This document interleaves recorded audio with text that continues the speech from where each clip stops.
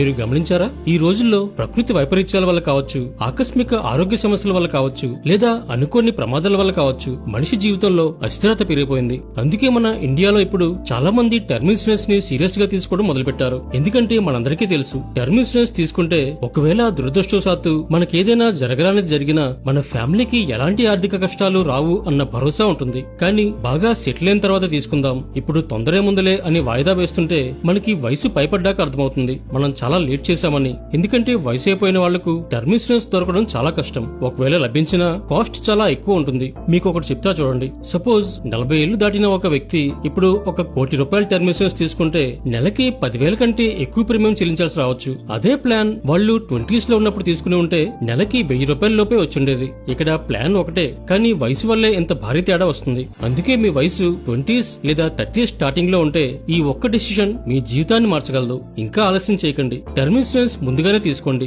ఇప్పుడైతే మీకు తక్కువ ఖర్చుతో దొరుకుతుంది. మీ జీవితంలో తీసుకునే అత్యంత తెలివైన డిసిషన్స్ లో